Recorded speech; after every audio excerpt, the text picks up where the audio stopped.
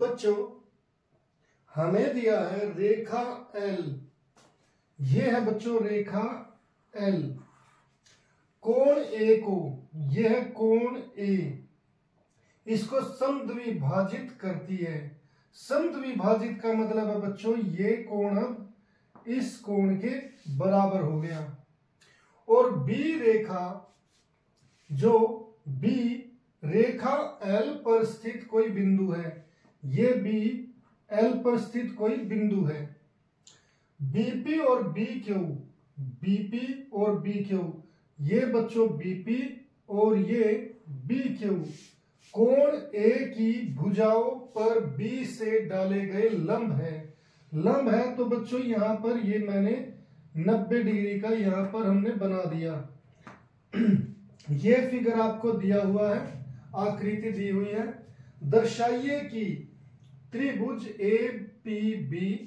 APB और AQB ये सर्वागसम है, और फिर मुझे सिद्ध करना है कि BP इक्वल टू BP है, BQ है।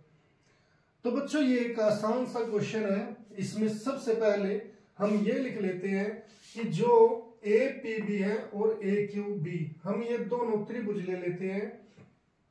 यहां पर हल में त्रिभुज APB व त्रिभुज AQB में बच्चों सबसे पहले कि सर्वागसम के कौन कौन से रूल इसमें लग सकते हैं।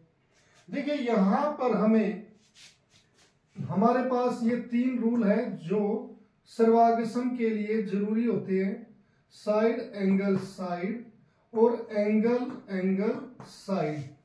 इसके लिए तीनों भुजाएं चाहिए कि हमारे पास दोनों त्रिभुज की तीनों भुजाएं बराबर, यानी कि संगत भुजाएं बराबर हो। मगर इसमें तो एक भुजा तो मुझे खुद ही निकालनी है। यह सिद्ध करना है कि BQ इक्वल है BP। तो बच्चों ये फार्मूला नहीं लगेगा, ये रूल नहीं लग सकता। दूसरा साइड एंगल साइड, यहां पर 2 साइडें चाहिए मुझे, यानी कि 2 भुजाएं चाहिए। देखिए बच्चों ये भुजा, एक तो इन भुजाओं के बारे में मुझे कुछ नहीं पता, दूसरा इस भुजा के और इस भुजा के बारे में भी कुछ नहीं पता। तो बच्चों ये रूल भी आप रूल आउट कर दो, आपको ये भी हेल्प नहीं करेगा। हेल्प कौन करेगा? Angle angle side.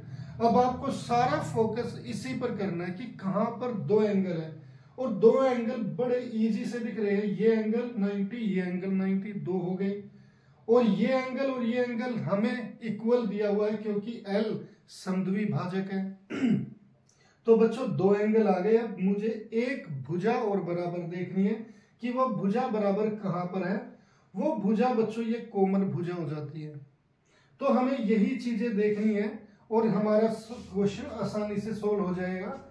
यहां पर सबसे पहले मैं APB में APAB ये एंगल है जो इसके इक्वल है, और इस एंगल का नाम क्या देंगे? PAB। एंगल PAB किसके इक्वल हो जाएगा? Angle QAB। यहां पर QAB ऐसा क्यों? क्योंकि L कोण A का समद्विभाजक है। कोण A का, यहां पर कोण ना लिखते हुए यहां पर सिंबल से काम चल जाएगा। L कोण A का समद्विभाजक है, समद्विभाजक।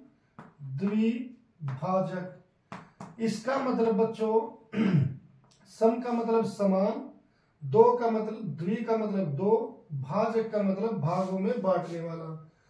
तो इसीलिए L कोण A का समद्विभाजक है, इसीलिए ये हो गए हमारे 2 कोण इक्वल। अब दूसरा बच्चों कोण, यहां पर P, ये कोण बच्चों P और ये कोण बच्चों Q, ये दोनों इक्वल है, और जो किसके 90 डिग्री। ऐसा क्यों?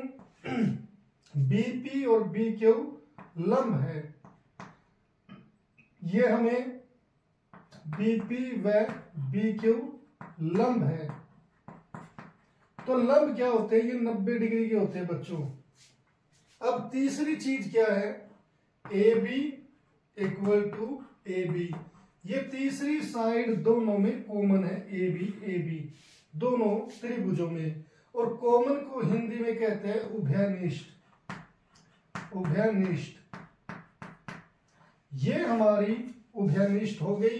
अब बच्चों यहां पर एंगल और ये साइड, इस रूल से हमारा त्रिभुज ए पी बी, आपको ये चीजें नहीं लिखनी है, ये कहीं आप ये भी लिख दो यहां पर। इसीलिए ये 3 जो पॉइंट होते हैं बच्चों ऐसे लिखते हैं, उसका मतलब होता है इसीलिए ए पी बी सर्वांगसम है त्रिभुज ए क्यू बी के। और ऐसा क्यों? क्योंकि एंगल साइड से। यहां पर मैंने ये सिद्ध कर दिया पहला जो हमें क्वेश्चन दिया गया था। अब बच्चों मुझे सिद्ध करना है BP equal to B Q. BP equal to B Q, हमें ये दूसरा पार्ट इसका सिद्ध करना है।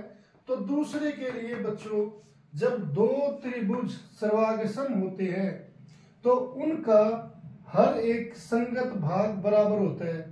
और बच्चों ये दोनों संगत है।